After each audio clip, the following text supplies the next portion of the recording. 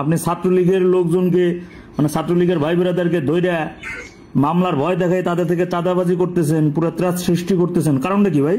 Hello, SI মনির সাহেব বলছেন, টুঙ্গিপাড়া থানা। ভাই আপনি তো থানার মধ্যে নাকি ত্রাস সৃষ্টি করতেছেন। হ্যাঁ, আপনি কে? আমি টুঙ্গিপাড়ারই একজন সাধারণ নাগরিক। আপনি ছাত্রলীগের লোকজনকে মানে ছাত্রলীগের ভাই ব্রাদারকে ধইরা মামলার ভয় দেখায় তাদের থেকে চাঁদাবাজি করতেছেন, পুরো ত্রাস সৃষ্টি করতেছেন, কারণটা কি ভাই? মানে মামলার ভয় দেখাইয়া তাদের থেকে টাকা পয়সা নেন, এরপরে মিথ্যা মামলায় ঢুকাই দিতেছেন, কারণটা কি? অভিযোগটা তো আপনি করতেছেন বেশি, আপনি তো নিজেই নিজের ওসি মনে করেন। ওসির বিরুদ্ধে তো কথাটা আসে নাই, আসছে তো আপনারা কি নিয়ে, কারণটা কি? আপনি আবার ছাত্রলীগের ভাইদের ফোন নাম্বার গুলো আপনি ফেসবুক স্টোরিতে কেন দিয়ে দেন? বিভিন্ন জায়গা থেকে আসতে দিচ্ছে, ওটা হয়তো কি বলে আপনার স্টেজে চলে গেছে। হ্যাঁ, এটা কি বিরাট অপরাধ হয়ে গেছে? না না, অপরাধ না, এটা তো একটা প্রাইভেসি। আপনি লিক করলেন, এটা কেন অপরাধ হবে না? এটা কেমন কথা বলেন আপনি? পুলিশের তথ্য মোবাইল নাম্বার আপনার কাছে আছে না? হ্যাঁ, এতে কি আমার প্রাইভেসি নষ্ট হয়ে গেছে? না না, আপনি একজনের নাম্বার আপনি ফেসবুকে লিক করে দিবেন, আবার বলতেছেন এতে কি আপনি কি আমাকে আইন শেখাচ্ছেন নাকি ভাই? এই যে কোনো এভিডেন্স ছাড়া আমার বিরুদ্ধে যেগুলো লিখতেছেন, এগুলো কি করতেছেন?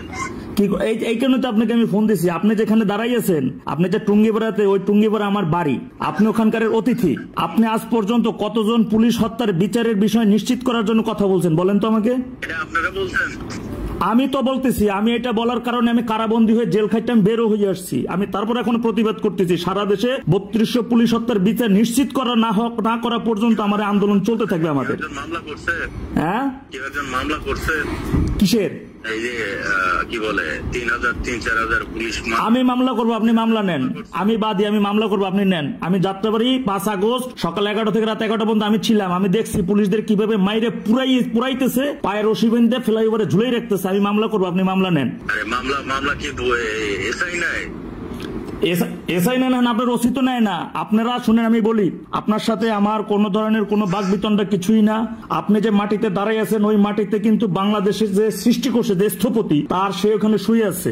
ওটা খুব স্পর্শকাতর জায়গা। আপনি আমাদের অতিথি, ওইখানে আমি অমৃত্যু থাকবো, কারণ ওইটা আমার বাড়ি, আর আপনি আমাদের অতিথি। আমি চাই না আপনার কর্তৃক আমার ছাত্রলীগের, আমার আওয়ামী লীগের কোন একজন ভাই নেক্সট টাইম কখনো নির্যাতিত হোক। আমি বিশ্বাস করি আপনাকে এই চাকরি 30 বছর পর্যন্ত করতে হবে। আপনি আপনার জীবদ্দশায় কখনো পরিবার সবাইকে নিয়ে কিন্তু বাইরে যেতে পারবেন না। আমার কথা একটু লিসেন টু মি ভাই, মনির ভাই, লিসেন টু মি। আমি বলি, শোনেন, আপনার মাথা মোটার মতো কথা বলেন না, আপনার বাস্তবতা বুঝতে হবে। আরে একটা এসআই কোনো বাল, একটা ওসি কোনো কিছু, রাষ্ট্রযন্ত্র যদি আপনার ফেভার না করে আপনি কিছু করতে পারবেন না? না, ওখানে আমি রাষ্ট্রযন্ত্রের বিরুদ্ধেই এই অবৈধ অগণতান্ত্রিক। আপনি যাকে সেলুট দিচ্ছেন, আপনি সবসময় শুধু এতটুকুই মাথায় রাখবেন, আপনি যাকে সেলুট দিচ্ছেন তার হাতে পুলিশের রক্ত লেগে আছে। আপনি যাকে সেলুট দিচ্ছেন তার হাতে 5 আগস্ট গত তারা 7.62 স্নাইপারের মাধ্যমে আমার শিক্ষার্থী ভাই, আমার সাধারণ ভাইকে ওরা হত্যা করছে, সেই রক্ত লেগে আছে। এটা আপনাকে মাথায় রাখতে হবে ভাই। আমাদের মাথায় আছে দেখি আজকে 15 মাস ঘর ছাড়া, বাড়ি ছাড়া, দেশ ছাড়া, স্বদেশ ছাড়া। আপনার দল কি করতেছে দেখেন না, কি করতেছে না। এই মাতৃভূমি তৈরির জন্য আমার পূর্বপুরুষ জীবন দিয়ে গেছেন। আমরাও আমাদের মাতৃভূমি রক্ষার জন্য কিন্তু আমার দরকার আপনাদের সহায়তা। ক্ষমতা ব্যাক পাওয়ার জন্য আপনারা সব ধরনের সবকিছুই করলেন। এই যে এতগুলো পুলিশ মারা গেল, কি করলেন? আর তাদের হত্যার বিচারের জন্য কি করলেন আমাকে এতটুকু বলেন। না, পুলিশ হত্যার জন্য আমি কি করছি? আপনি একজন পুলিশের সহকর্মী, আপনি কি করছেন? আপনার ভাই হত্যা কেন, আপনি কি করছেন? কিছু করার নাই, আমার তো কিছু করার নাই, কারণ তো রাষ্ট্রযন্ত্র যদি বাইরে চলে যায়, মানে এর বিরুদ্ধে থাকে, কি করার আছে পুলিশ? কিন্তু আপনি তো ঠিকই আমার ছাত্রলীগের ভাই ব্রাদারকে খুঁজে বের করতেছেন, তাদেরকে আপনি ঘর ছাড়া বাড়ি ছাড়া করতেছেন, আপনি তো ঠিক এটা করতেছেন। আমি শুধু একটা কথা বলবো মনির ভাই, আপনাকে চাকরি কিন্তু 30 বছর করতে হবে। আর বাংলাদেশের ইতিহাসে আওয়ামী লীগ ফিরে আসেন, এই ধরনের কোন বাংলাদেশের ইতিহাসে আওয়ামী লীগ অনেকবার নিষিদ্ধ হয়েছে, এটা কোনো ব্যাপার না, এটা কোনো ফ্যাক্ট না। এই সমস্যা কিন্তু আমার সামনে আগামীতে থাকবে না। আপনাকে কিন্তু বাংলাদেশের মধ্যেই থাকতে হবে।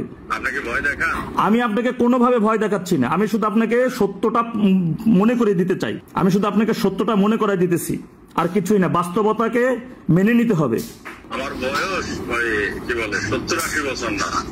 আমি জানি আপনার বয়স 70-80 বছর না, কিন্তু আমি শুধু এতটুকু জানি আপনাকে চাকরি 30 বছর করতে হবে, আর আপনি আপনার সবাইকে নিয়ে বাংলাদেশ ছেড়ে যাইতে পারবেন না, আমি এটা জানি। ঠিক আছে, ঠিক আছে, আমি শুধু আপনাকে এতটুকু মনে করাই দিতেছি, আর কিছুই না। যা করতেছেন ফেরত আসেন, এই পর্যন্ত এনাফ ইজ এনাফ। ওই মাটি আমার, ওইটা আমার জন্মভূমি। ওসিরে ফোন দেন। অভিযোগটা তো আপনি তো নিজেই নিজের ওসি মনে করেন, আপনি তো নিজে পোশাক পরে মনে করছেন যে আপনি মনে হচ্ছে যে এখন শীর্ষ সন্ত্রাসীর কোন একটা সংগঠনে আছেন, সেই সংগঠনে আপনি, কিন্তু মাথায় রাখেন আপনি সন্ত্রাসী না, আপনি বাংলাদেশ গণপ্রজাতন্ত্রী বাংলাদেশ সরকারের একজন আমলা। জনগণের পোশাকে জনগণের ট্যাক্স, ভ্যাট ট্যাক্সের টাকায় আপনার বেতন হয়, আপনার এই পোশাকটা জনগণের টাকার ঘামের টাকায়, এটা মাথায় রাখতে হবে। আর আওয়ামী লীগ কি জিনিস আপনি, আমার মনে হয় আপনি যদি ভালো না জানেন, আপনি আপনার মুরব্বী যারা আছে, বাপ চাচা যারা আছে তাদের থেকে জেনে নেবেন। ঠিক আছে ভাই, জানেন। ওকে।